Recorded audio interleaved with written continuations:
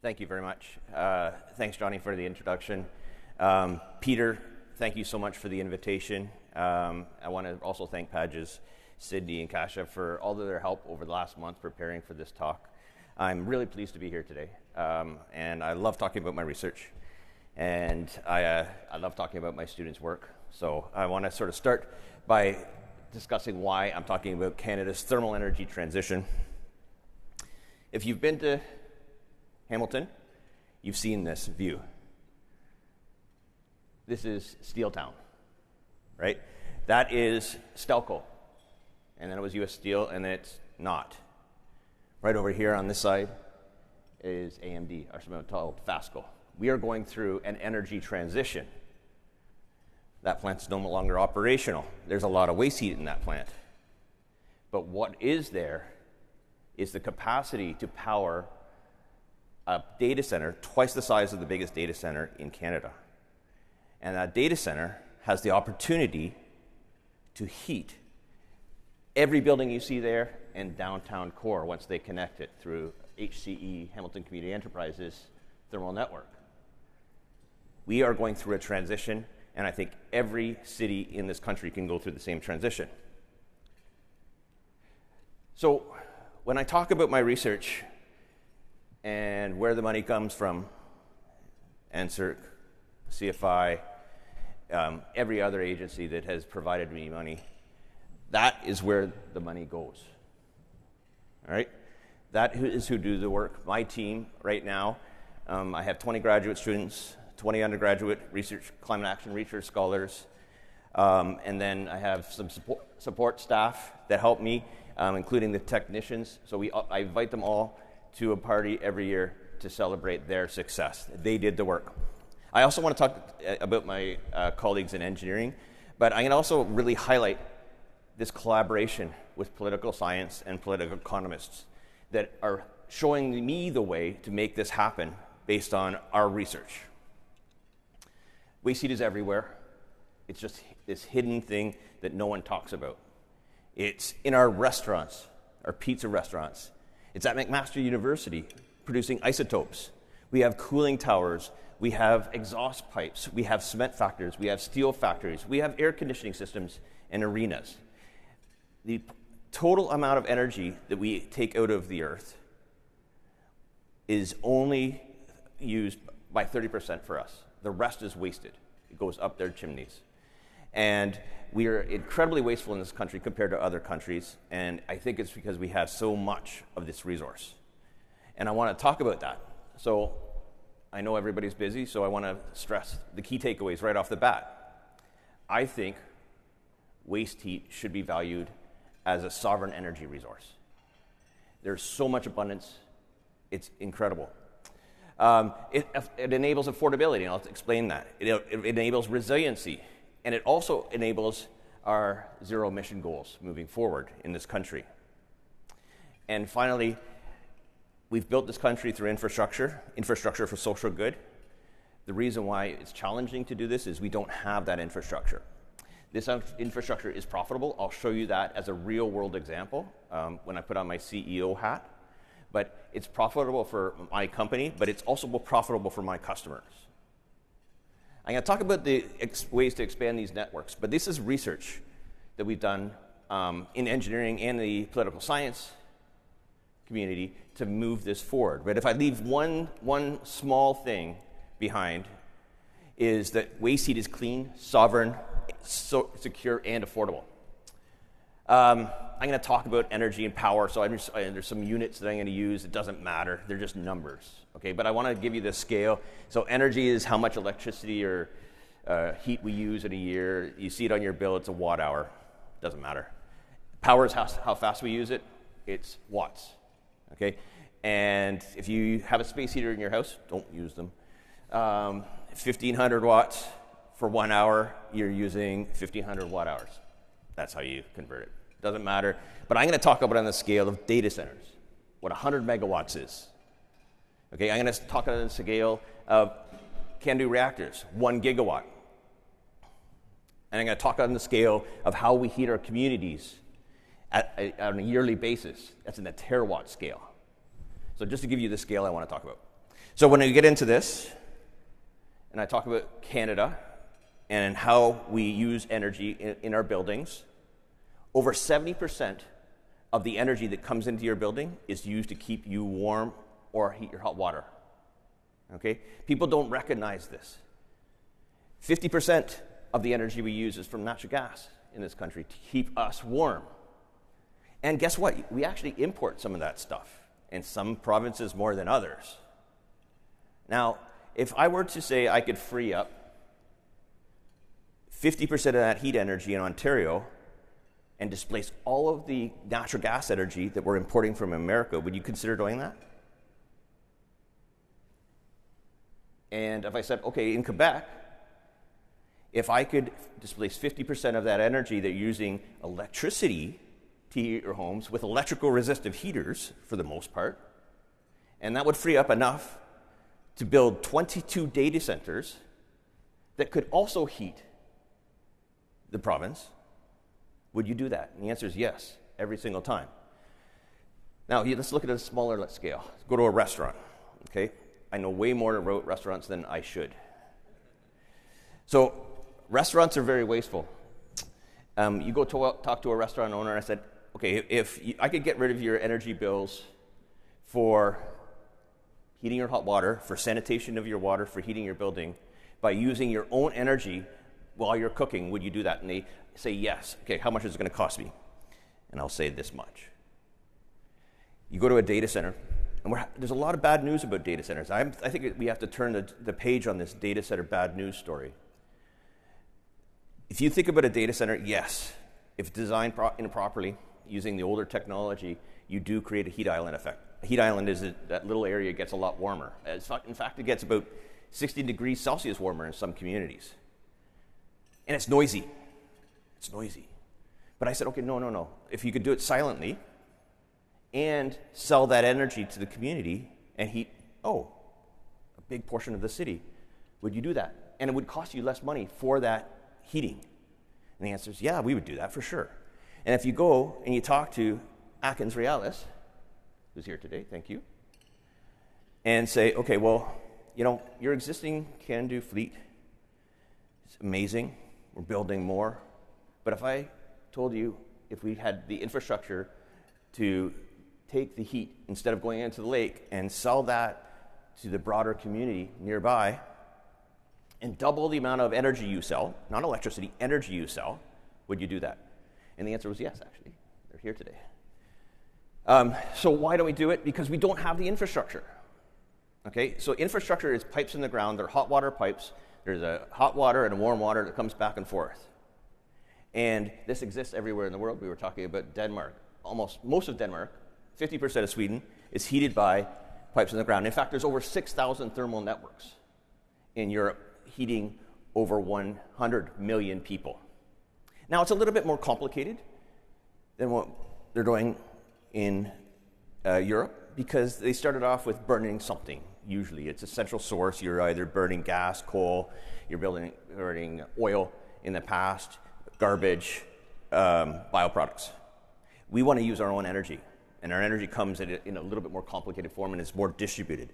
So there's a lot of research to do this. But really, I'm going to come back to this slide later, and we've developed a really brilliant technology to make this happen.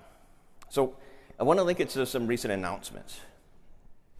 There was the announcement of the National Electricity Strategy. I have to say that properly because I want to always say energy strategy because I think we need to move it to an energy strategy.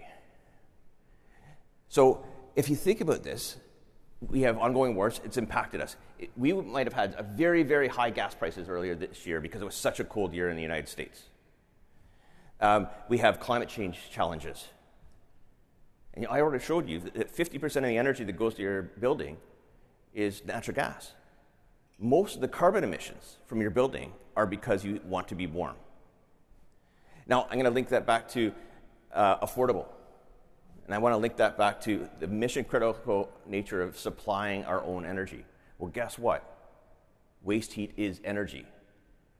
And if we had the right infrastructure, building that infrastructure, if we developed our skilled workforce, those pictures that I showed you at the second slide, to do this, but it's not just that, it's the trades, It's looking at our colleges and looking at their opportunities around that, and partnerships with the partnership like we have with Mohawk University, and then developing and manufacturing our own pipes with our own steel.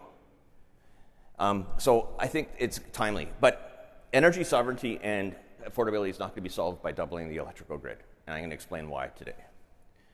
And I'll start with, I'm going to focus on Ontario. I'm sorry, I know we have representatives from most of the country, but I have great partnerships with the cities of Burlington, Halton Hills, and Hamilton, and ISO, the Independent Electricity System Operator here in Ontario, who've given me data over the past 3 years through a project I was funded from NSERC.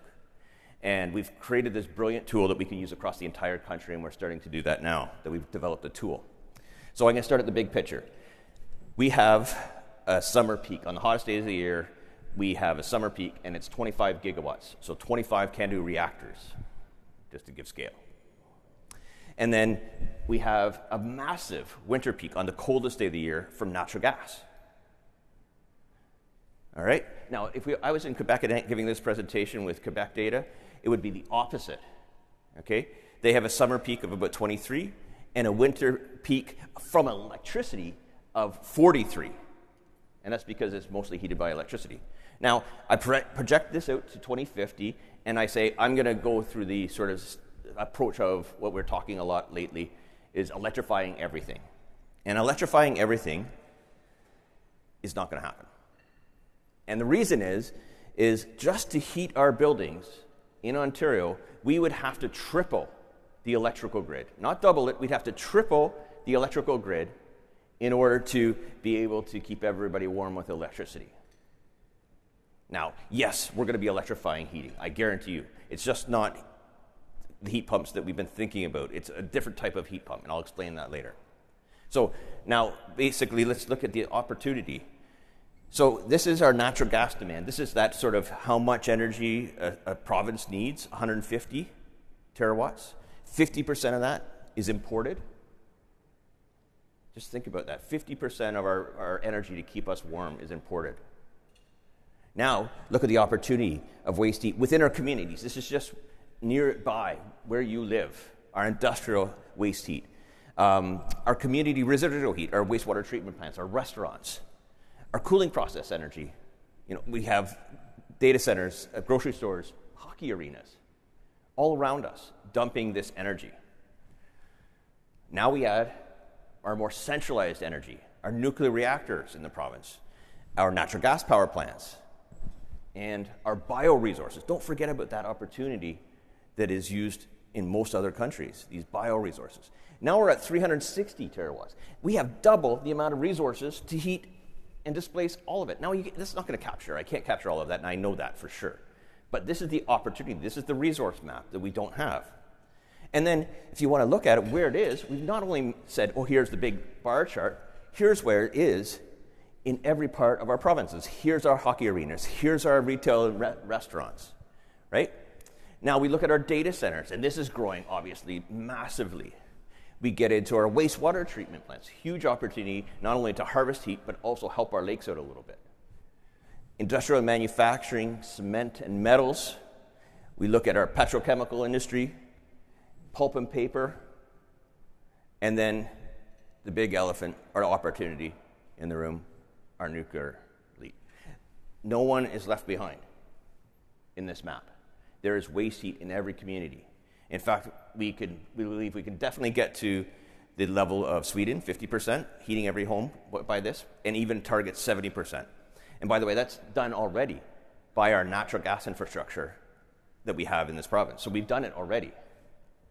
So we need something. We need these thermal networks. And we've already done this, by the way.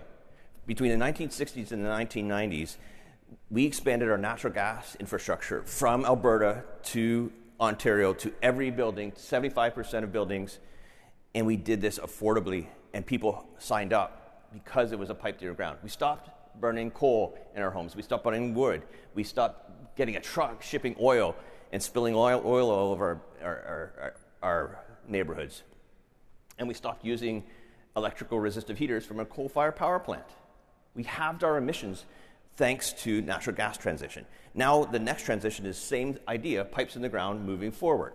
The difference is we're going to need these little, I'm going to call it, go back a slide, energy management centers. So now we need this a little bit of infrastructure within our communities that manages this heat. We're going to harvest it from our data centers, our nuclear reactors, our restaurants. We can store it in our energy management centers for short-term periods of time, having little thermal batteries. No one talks about that kind of battery, but I'm developing thermal batteries. And then we can have seasonal storage, and we've had this at McMaster University as well. If you look at what this really looks like, well, here it is. This is an energy management center we built at McMaster University thanks to a CFI grant, Canadian Foundation for Innovation, and an ORF grant, Ontario Research Fund, $5.5 million facility built into an $11 million building. And what we have here is our combined heat and power system. We are a peaking power plant. We capture the waste heat. We use that heat to heat the building. Okay, so we have interactions with the building. If we don't need the heat, we store it short term, or we could store it long term. And the opportunity here and the patent we have here is how we use this infrastructure to help out the electrical grid and provide grid services, levelize the grid, which is going to be more and more important going forward as we start to electrify things, batteries for cars, our industry. We're going to have a much peakier grid, and we know how to levelize that with the thermal networks we're developing. This has been done before for the same reason I'm talking about today. This is a map of Stockholm, Sweden. In about 2012, I've been working with my community, City of Burlington, for the last 10, 15 years. And I had an opportunity to go to Sweden and to Denmark with the City of Burlington, the mayor and the councillors, and got to know them very well. And we went to visit sustainable cities, including Stockholm. And two takeaways I found out. They started, the way I'm talking about is having a bunch of small locations in 1978, and they started because of the oil crisis in 1978, and they realized they did not have sovereign energy, but they had all of these resources within their own backyard, and they grew that over 30 years. So you see, we have heat plants. They could just be waste heat, why not? And then we have pipes, the black stuff, and they have combined heat and power systems. And how do they do that? Well, funding was critical. So Sweden is a nation, and 30% of the income tax goes directly to municipalities. So they have the money to build out infrastructure for much further in the future. And we're going to talk a little bit about that and how we can do that here within the Canadian context. So in order to do this, you need some stuff. First off, you need to know how much energy you need, and we don't know that, by the way. If you live in this province, or most provinces, you get a bill from some gas utility. In Ontario, it's mostly Enbridge, every month, and every other month is estimated. So basically you have bi-monthly information about your energy usage. And that's unfortunate because that's the type of meters we have. We have much better resolution on our electricity. So we had to develop a system through an answer grant, Anthropic grant, for this purpose to develop heat planning opportunities. And we used open source data, impact data, GIS data, and LiDAR data to map out the entire province. And what you see here is the heat demand on a cold day for every single building in my city in Burlington. And we can do that and have done that for every single building in the entire province at an hourly resolution. Now, let's add it all up for the entire year. And this is what it looks like for the entire year of data for predicting the heating for every building. And we've trained that on a physics-based AI model and a top-down approach. So we did two different methods, came to pretty much the same conclusion, and that's where my 53 comes from.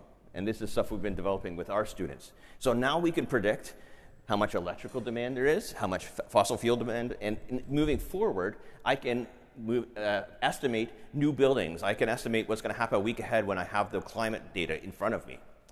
And then, in order to do this, I need to know where the heat resources are. I showed you the big map, but let's bring it down to the Burlington perspective. And these are all of the waste heat sources within my city. So now I have how much energy I need and how much energy I have, and I teach thermodynamics, and we do things called energy balances, and you go and you take them and subtract one from the other, And you have a map where you say, look at this. All these green spots, this is an energy balance. There's too much energy. There's more energy than that community needs. The red spots are areas where there's not enough heat energy available. So the obvious answer is, you know those little red dots and those squares in 1978 that we saw from Stockholm? These are where you start. So we were able to predict that and do that for some heat planning activities. Now I'm going to talk a little bit more specific with some examples to just bring this into perspective. So we did this for the city of Burlington, and the local distribution company called me on April 23rd of this year and said, you know what, we just found out that there's a new data center opportunity in the center of Burlington. Do you think you could recover the heat from that? And I said, yeah, sure. And could you give us a proposal to give it to the data center provider? And I said, yeah, sure. So 2 days later, my team sat down, we gave them a proposal, and I said, well, we'll do some work to begin with, and this is what the work looks like. So I also know, because I live in this city, that there's a huge community, an intensification community of 30,000 people, 25 towers proposed for one little corner right around from where I live. And I said, well, let's use that as the anchor tenant, and then we'll see what happens. So we said, okay, well, let's do the energy balance on this futuristic city. And you may not remember, but there was no dot there. That was red before, and now it's green. Okay, so now we have an opportunity to put a thermal network on a new development with a new anchor client, with a new data center. And we said, okay, well, what would that look like? Well, here it is right here. So we said, okay, if we had this, we could do our energy balance. We could put a pipe from here to here, and then we could distribute that pipe to all of those buildings. And these are actually, we know exactly what diameter of those pipes are. So we can now start to move forward with the estimate of what the cost is. And we said, well, we better do it for an existing establishment to show that example. So we'll start with the sewage treatment plant. Instead of dumping that warm water into the lake, we'll capture it, heat pump it up, and bring it over here to our hospital. And then we say, okay, well, let's start thinking about planning. This is now where you could go with all of that energy. These are the pipes that you could eventually bring on board as the end-of-life equipment in their facilities come on, and we adapt it like we did with our natural gas infrastructure. So here's example number one. Example number two is I had an opportunity. I've been working with Dave Novak in nuclear. My supervisor was Mamdouh Shukri, who's a nuclear guy. So I've been in nuclear forever, but I'm not really a nuclear guy. I'm a mechanical guy. I'm a heat recovery guy. But I've always had this sort of interactions with nuclear. And I had an opportunity to work with the, it used to be called Canadian Space Mining Corporation. It's now Canadian Strategic Mission Corporation. And they said they have an idea of a slowpoke reactor. It's a heat-only reactor for northern indigenous communities. And what could a 100 kilowatt small reactor do?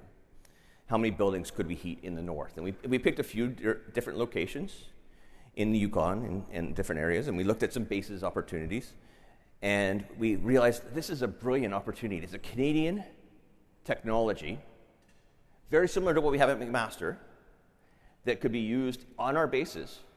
It could be used in our indigenous communities. It could be used across the country to heat and provide energy for our communities if they want it. But what does that mean? What does that look like? Well, we have a proposal with my very good friend, Dr. Novak, to do exactly that. And I'm doing it for two different components. We want to create this thing called a digital twin.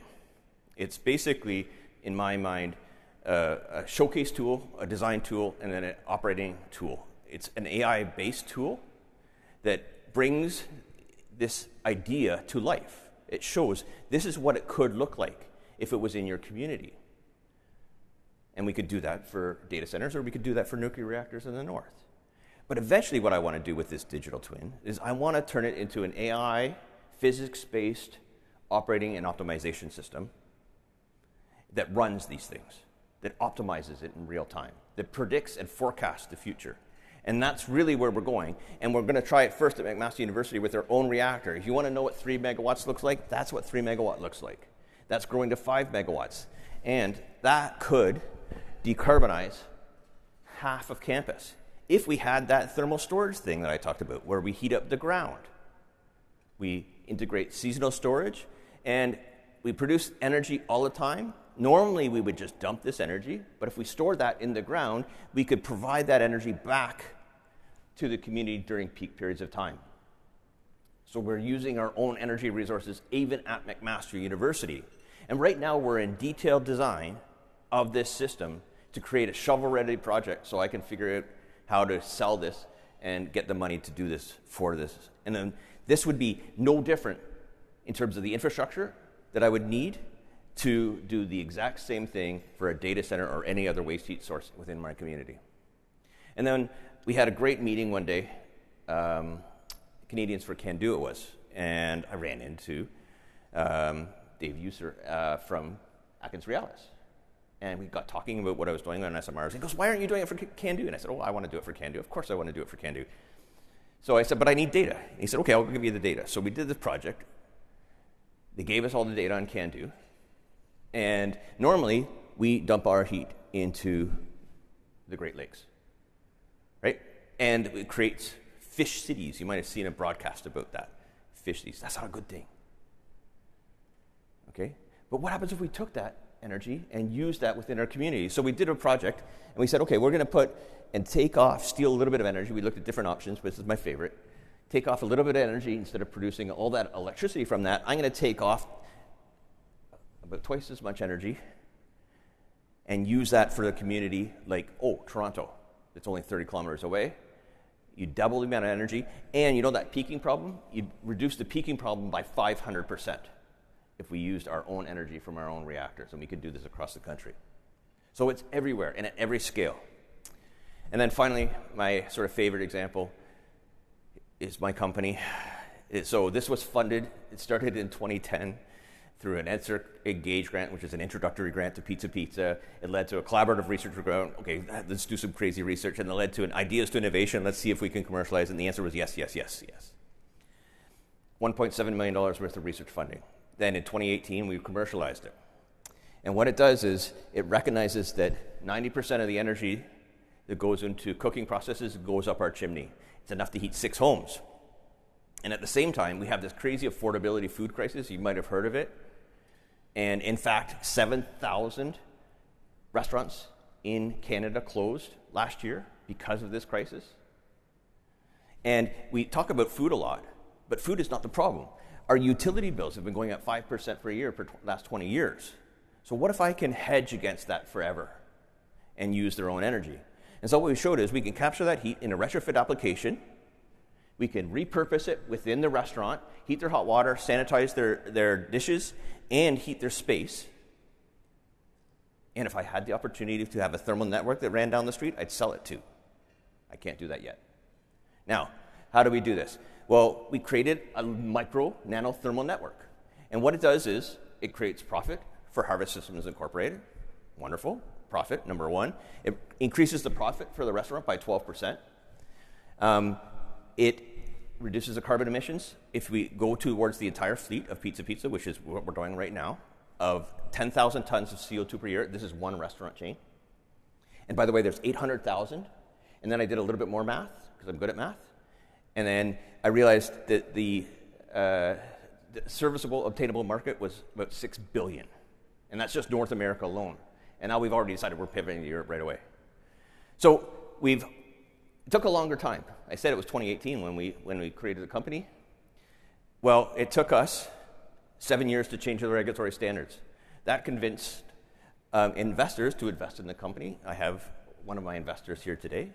Paul Goddard was the first. Paul Goddard is CEO of Pizza Pizza to invest in the company. We have 3 patents, global patents, and we've raised over $1 million. People believe in it. We can be profitable. We can save people money. We can help the food crisis. And this is a win-win-win for the environment as well. It shows you that waste heat has value. It has a payback period. I missed that, by the way. I should have said this. It's a pretty important thing. 2 to 4 years.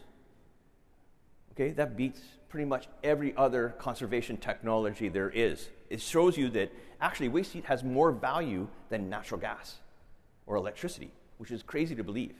Because everybody keeps, you should produce electricity from it. No, I want to save electricity. So what does this mean for Canada? This is my wrap-up. It means economic development, right? If you look at, this is building infrastructure, number one, for social good. This is preparing our new skilled workforce for a brand new industry that is new to Canada. Not new to the world, but we're going to be unique because we're a very cold climate compared to most of Europe. And we're going to manufacture most of this in Canada because it just makes sense. Construction happens, steel happens. We can bring in companies like heat pump companies to Canada, like we do the automotive industry, and build that out. But what it also does is monetizes something called waste. You put a dollar value on that waste. So now you're creating this interesting new circular economy all around that. So you have everything that is all Canadian: design, operation, build, manufacturing, and selling your own sources. An arena could make some money selling the heat that they're dumping. So it creates this sort of circular economy. Now we need to find out how to fund this. That's a bit of a challenge. And I have a very good colleague, Thomas Marois at McMaster University, who's working on the concept of a municipal public bank. And this gets rid of that challenge of municipalities don't have money. But it does it in a very elegant way. It gives us the opportunity to do what they did in Sweden in 1978. But you can see that everything's coming back. This is a new revenue stream for the municipality when you build this infrastructure, because they're going to be owners. Or we could do this at McMaster University and create and use a public bank to fund our thermal network and create a new revenue stream for McMaster University if we do this well. So, coming back to my key takeaways. Energy is a sovereign resource. Okay, it's not waste heat. If we build this infrastructure, you'll be able to develop that affordable energy supply, that resilient energy supply, that sovereign energy supply. How do we do this? Well, I mentioned we have collaborations with political science. One of my PhD students, Caleb Duffield, is right over there. So he's doing his PhD on this exact topic. And some of his findings are brilliant. And it's just comparative studies. One is regulation. It needs to be a regulated environment, just like our electricity or gas or water. That's not really done that way, except for BC and now, very recently, in Quebec. We need to find a way to fund this infrastructure through municipalities. They're the builders. The municipalities are the builders. And then as we're building out new homes and intensifying, we got to think of this opportunity as we have an anchor client coming in, a new data center, a new manufacturing facility, and we have a new development that's intensifying. Let's make that connection. So if you're to take anything away, I forgot to mention something. This has come back to why I'm here today. Working with Peter. We had a position paper. And this is focused on using nuclear heat and thermal networks that we developed this a year ago. And thank you, Peter. I'm really proud of that piece of work. But that is something that directly speaks to the opportunity around nuclear heat in particular. If you'd like to learn more about our research, you'd like to talk to my team, my collaborators, absolutely. But if you leave with one thing from this talk, is that waste heat is clean, sovereign, affordable, and a secure energy supply opportunity for Canada. And we have abundant amounts of it, and it's everywhere in our communities. And thank you to all of my funders. Just coming back to where does the investment in research go? It goes to innovation, students, and now commercialization. Thank you.